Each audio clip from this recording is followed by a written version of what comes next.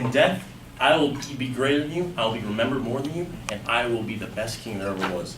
That was what King Sigurd Snake in the Eye said to an unknown Cornwallish king in 1890 on his death.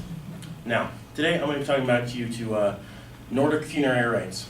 Now, I'm going to be talking about this to you because I feel as though you could use it on, say, a world religion test or even a history test, or if for some reason in a philosophy test they bring up the different Norse philosophies.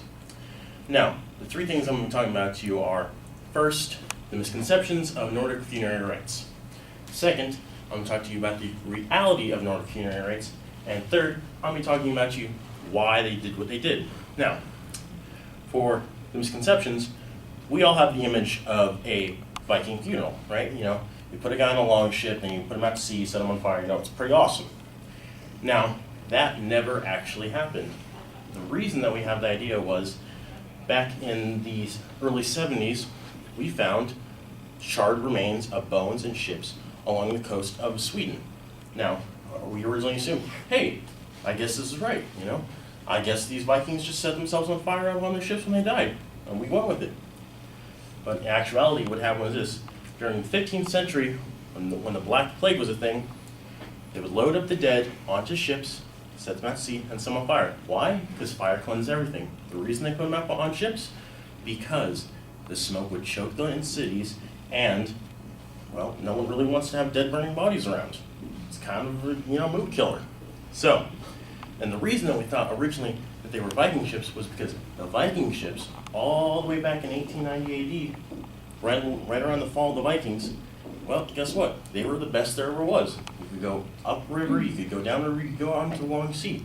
So, even almost 400 years or more, actually, then after they passed, the kings and merchants of Europe still used them. Why? Because they were the best there ever was during the time.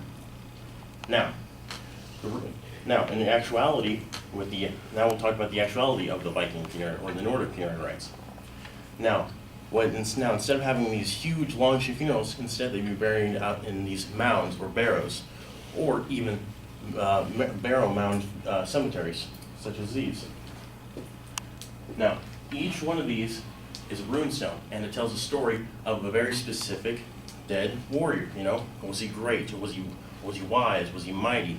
And each and every one of them represents a single dead man.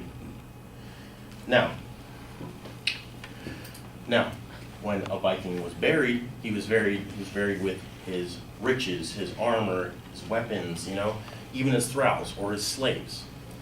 And the reason they did this was, and this is why they did this, the reason they did this and they buried them so deep in the earth was because to be closer to the world roots of the tree, Yggdrasil. Now, Yggdrasil was a tree that upheld everything, Valhalla, Asgard, and in the middle was us, Midgard. Now, they wanted to be very close to the world roots because they felt the closer they were, the closer to the gods they would be.